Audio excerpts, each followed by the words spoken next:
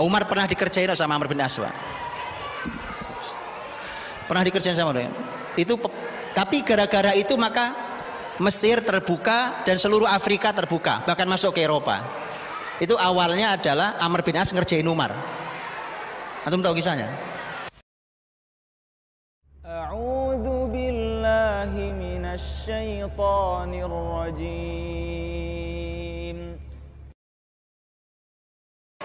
Pemaparan tentang bagaimana dalam sejarah orang-orang di dalam Islam kecerdasan luar biasa itu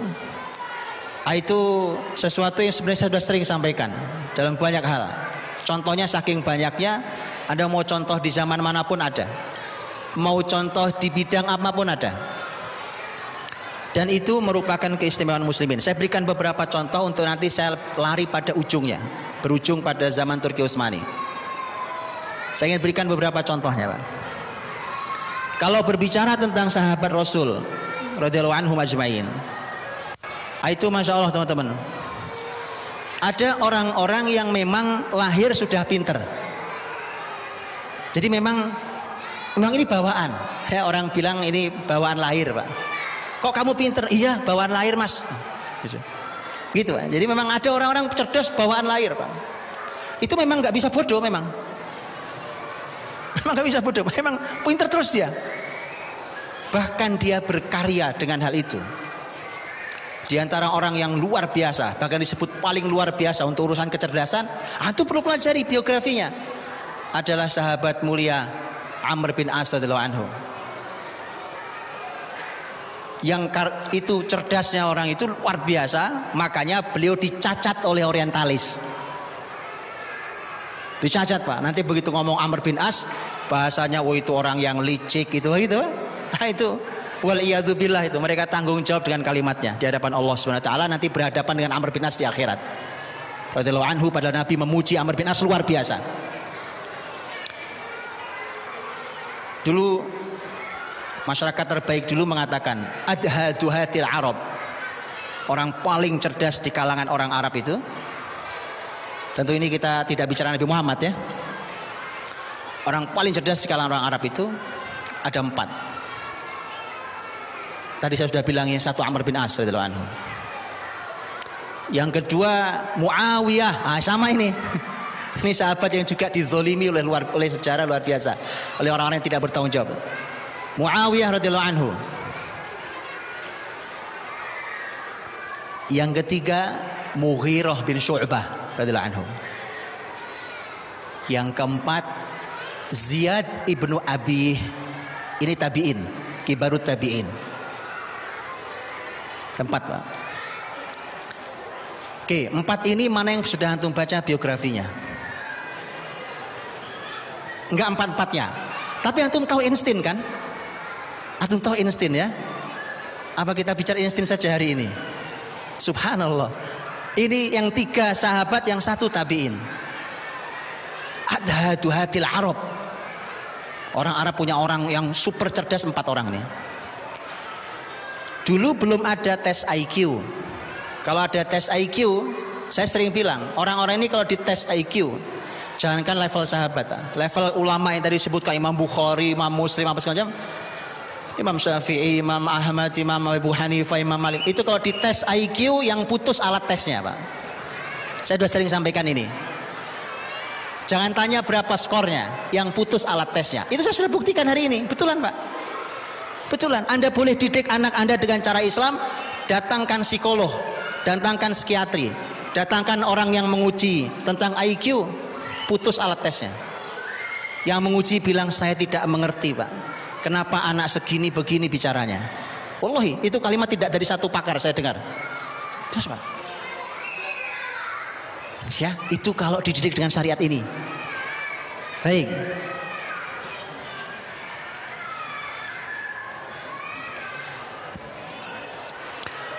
Jadi adhaduhatil Arab, ada sebuah ceramah bagus dari seorang ahli ilmu. Beliau mengatakan ini keempat-empatnya orang berkarya luar biasa. Amr bin As, Muawiyah radhiyallahu anhu, itu orang sangat cerdas, Bahkan ini Muawiyah ini teman-teman dulu sudah di apa dulu ya, masa jahiliyah dulu, waktu masih masa jahiliyah, Muawiyah lahir itu sudah masyarakat orang-orang sudah bilang ini calon pemimpin Arab. Ibunya marah kok. Loh, anak didoain kayak gitu ibunya masih marah. Celakalah anakku ini kalau cuma jadi pemimpin Arab. Coba, antum harus belajar kadang-kadang sama orang jahiliyah, Pak. Loh, karena ibunya nanti, masya Allah kan, antum tahu ibunya, sahabat nanti mulia. Jadi ibunya nggak ridho kalau anaknya cuma jadi raja Arab. Celakalah dia kalau cuma jadi raja Arab. Dia akan jadi pemimpin seluruh manusia. Terbukti apa tidak terbukti? Terbukti, Pak. Yang dia pimpin bukan cuma orang Arab. 20 tahun jadi menteri, 20 tahun jadi khalifah. Cukup ada orang kayak begitu, Pak. Dan 20 tahun di masa dia ketenangan muslimin kembali setelah sebelumnya kurang lebih 10 tahun muslimin dalam goncangan di internalnya. Segitu kuat hebatnya. Jadi dia dikenal dengan kepemimpinan yang luar biasa itu, dan dikenal dengan al-hilm. Hilm itu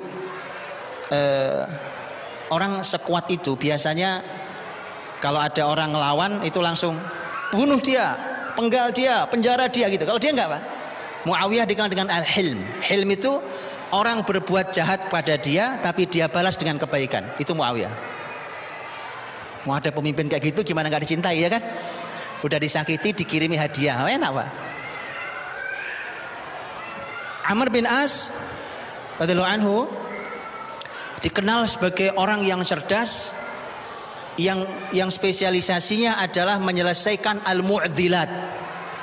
Mu'dilat itu artinya masalah-masalah yang super rumit yang tidak bisa diselesaikan oleh orang cerdas. Nah, itu harus Amr bin As yang ambil alih.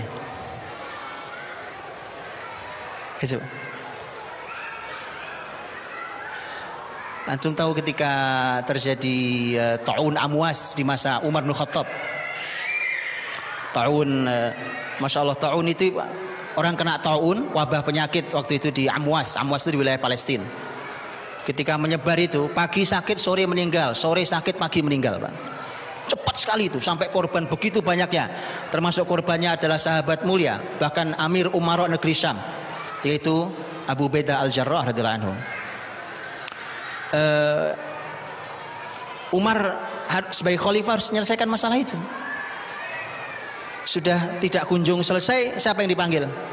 Amr bin As. Sini. Saya cuma nanya, emang Amr bin As dokter? Gitu loh, Pak. Ini bukan masalah Anda dokter atau bukan dokter. Ini orang spesialisasi menyelesaikan urusan yang super rumit yang tidak bisa diselesaikan oleh orang cerdas. Diajak diskusi sama Umar. Gitu. Gimana nih, masalah ini berat tahun Amwasnya. Itu dikaji oleh Amr bin As di lapangan, Pak. Dikaji sampai keluarkan rekomendasi. Apa biasa ini, Pak. Ini kalau hari ini udah penelitian S5 ini, Pak. S3 nggak masuk kalau ini. Betul, simpel sekali kalimatnya. Karena istimewanya orang dulu kalau bicara nggak panjang-panjang, Pak. Jadi saya mohon maaf kalau kepanjangan ngomongnya. Simpel-simpel tapi maknanya luar biasa. Jadi berbagai masalah tidak selesai. Obat sudah nggak bisa itu. Zaman itu nggak menyelesaikan. Sama, setiap zaman ada penyakit yang nggak bisa diobati kan, karena ilmunya terbatas manusia. Akhirnya rekomendasinya jelas. Amr bin As mengatakan, Khalifah saya ketemu jawabannya. Tentu pertama dia harus karantina, bahasa kita karantina. Makanya orang yang dari luar Amwas tidak boleh masuk ke situ, orang yang dari dalam nggak boleh keluar. Jadi karantina masalahnya. Tapi yang paling penting kata Amr bin As, saya melihat penyebaran itu luar biasa, penyakit itu terjadi luar biasa ketika orang kumpul-kumpul. Nah, penyebaran. Maka saya meminta mereka untuk berpisah. Itu keputusannya, berpisah. Itu berpisah, Pak. Jadi bahasa simpel-simpel zaman dulu tapi luar biasa.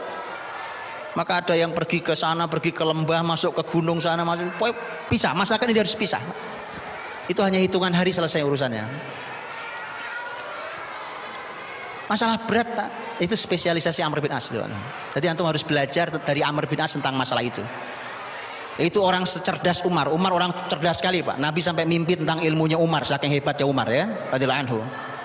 Nah, itu Umar itu sudah, kalau dengan Amr bin As itu sudah Masya Allah Pak, begitu akrab dan dekatnya, sampai Umar mengatakan Amr bin As ini orang yang bumi manapun dia pijak layaknya jadi pemimpin.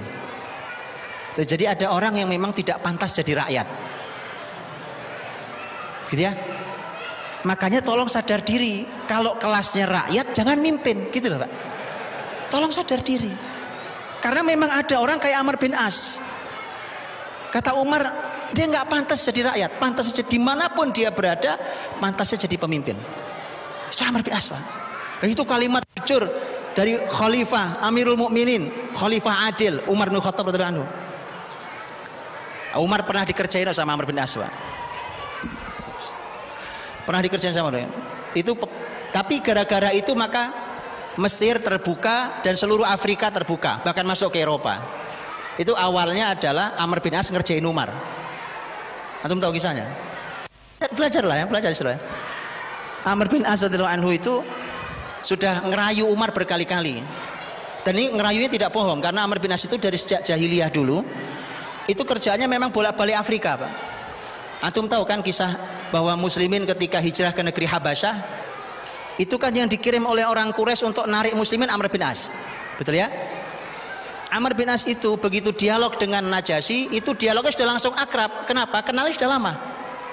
Dan kenapa yang dikirim Amr bin As selain kemampuan berdiplomasi, memang juga kemampuan juga perkenalan yang akrab dia dengan Najasyi. Jadi wilayah Afrika itu dia hafal banget. Afrika itu hafal banget dia. Makanya ketika selesai penaklukan Syam, Palestina diambil alih oleh Umar, Amr bin As itu ngerayu Umar. Kita lanjutkan ya sampai masuk Mesir ya, masuk Afrika. Umar bilang jangan, karena Umar itu sangat khawatir pada muslimin Pak. Umar tidak mau ada muslimin satu saja yang jadi korban. Amr bin As meyakinkan, kata Amr bin As, Mesir itu negeri yang kaya, pertahanannya lemah. Itu dikasih jaminan, saya lebih paham.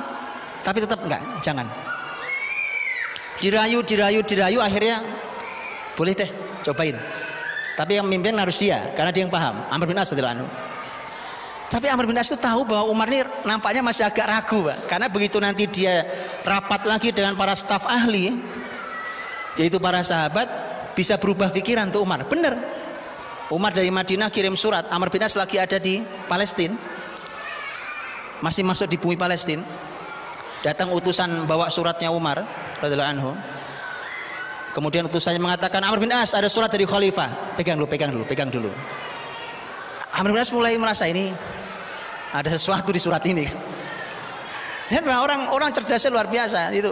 Jadi dalam tanda kutip Umar pernah dikerjainnya apa dia? Dia nanya pada orang ahli, kita ada di mana sekarang? Oh ini bumi Palestina, wahai Amr bin As. Bumi Mesir mana? Itu kalau kamu sudah lewati lembah itu maka itu udah Mesir. Oke. Pasukan bergerak Pak. Pasukan bergerak.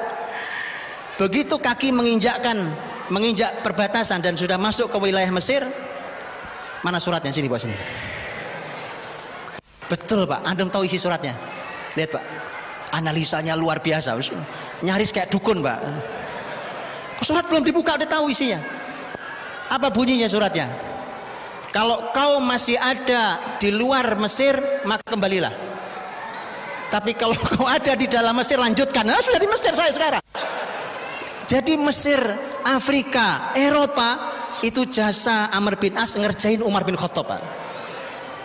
Orang-orang cerdas dua-duanya, orang-orang soleh dua-duanya. Gitu ya, tolong dibaca. Bagaimana Amr bin As ngerjain musuhnya itu luar biasa. Palestina punya orang sangat cerdas, dikenal dengan Artabun. Kita disampaikan ke Umar. Umar ini ada Artabun Palestina. Ini orang cerdas sekali, jadi nggak boleh sembarang orang kau kirim. Kata Umar, tenang.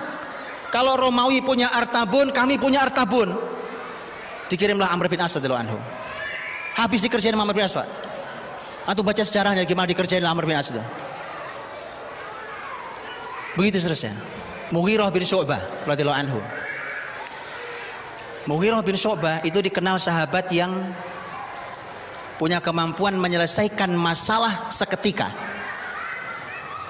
Jadi kalau ada orang perlu berpikir sangat cepat, tidak perlu analisa dan tepat, itu Mughirah bin Syu'bah. Oh, kita ini kebanyakan seminar workshop, masalah nggak selesai. Gitu kan? Itu gara-gara kebanyakan orang-orang yang sedang diskusi. Mughirah bin Syu'bah datang masalah seketika diputuskan. Apalagi kalau masalah-masalah genting yang seketika harus diputuskan, itu jagonya Mughirah bin Syu'bah radhiyallahu anhu. Gitu Pak, itu isinya tuh orang-orang kayak gitu ya. Itu Islam tuh isinya, sahabat kenapa hebat mimpin bumi, itu isinya orang-orang kayak gitu. Bukan orang-orang yang kagum sama Persia Romawi. Bukan. Itu isinya kayak gitu. Ziyad bin Abi itu kisahnya panjang. Mughirah bin Syu'bah juga punya kisah Pak. Dia pernah dikerjain Pak. Saya ceritain sedikit, waktunya habis saya. Saya belum ngomong bagaimana caranya Pak. Mughirah bin Syu'bah pernah dikirim Umar untuk menjadi amir di Bahrain, negeri Bahrain. Sekarang juga negara Bahrain namanya. Begitu memimpin, musuh-musuh Islam di Bahrain tidak suka. Akhirnya direkayasa, dan direkayasa itu oleh Umar akhirnya ditarik. Karena Umar juga menimbang tentang kestabilan masyarakat Bahrain, yang juga masyarakat yang ya perlu ditimbang kestabilannya. Ditariklah Mughirah bin Syu'bah, panggil ke Madinah. Orang-orang Bahrain, musuh-musuh Islam rapat. Begitu ditarik, sudah. Maunya ditarik sama Umar. Panggil ke Madinah. Pulang ke Madinah. Musuh-musuh Islam rapat. Rasanya, kayaknya Umar akan mengembalikan suatu hari. Kalau sudah tenang, dibalikin lagi tuh orang. Nah, kita nggak mau. Gimana caranya? Kita buat rekayasa. Itu orang-orang kafir ngumpulin duit, Pak. Terkumpullah uang 100.000 dirham, uang besar. Dikirimlah satu orang cerdas, pemimpin mereka dikirim, pemimpin musuh Islam itu dikirim berangkat ke Madinah membawa uang 100.000 dirham. Diapain kira-kira uang itu Pak? Kira-kira diapain uangnya Pak? Datang ke Khalifah Umar, di sampingnya ada Mughirah bin Syu'bah. Pemimpin orang kafir ini ngomong Pak, wahai Khalifah Umar, saya bawa uang nih, uangnya ada 100.000 dirham.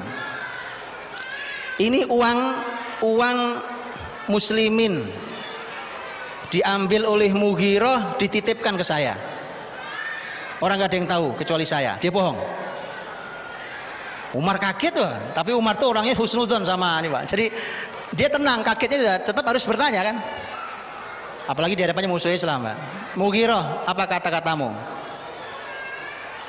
Kata Mughirah, orang ini bohong. Saya tidak ngambil 100.000, tapi saya ngambil 200.000. Dipikir bohong mau bantah, enggak? Bukan 100.000 saya ambil. Jadi kalau dia kembalikan 100.000 berarti dia ngambil 100.000. Kata Umar, mengapa kamu lakukan itu, ngambil harta muslimin? Kata Mughirah, saya banyak keluarga, saya punya tanggungan banyak, saya nggak punya uang. Itu Pak, si kepala suku itu sujud, jungkir balik di bawah, karena dia tahu habis ini mati dia Pak nih. Tidak wahai Umar, tidak, demi Allah tidak, saya tidak lakukan itu. Ini sebenarnya bukan uang yang dititipkan ke saya, ini orang pada ngumpulin uang. Mughirah senyum-senyum, kamu tahu sekarang? Umar nanya ke Mughirah, kenapa caramu menjawab seperti itu? Kata Mughirah, karena dia ingin menjatuhkan saya, maka saya buat dia menjadi hina. Gitu Pak. Itu Mughirah bin Syu'bah itu kerja Pak. Jadi seketika nggak pakai mikir, menyelesaikan masalah itu nggak pakai mikir, kelamaan Pak. Ya jangan numpuk orang cerdas saja Pak. Banyak masalah nggak selesai di tangan orang cerdas. Ziyad bin Abi disebut sebagai orang yang hadir di semua permasalahan. Jadi asal ada masalah apa, taruh dia beres. Di sana ada masalah, kirim dia beres. Ke sana beres. Besar beres, kecil beres Pak. Itu Ziyad bin Abi. Oke, silakan dibaca ya biografinya.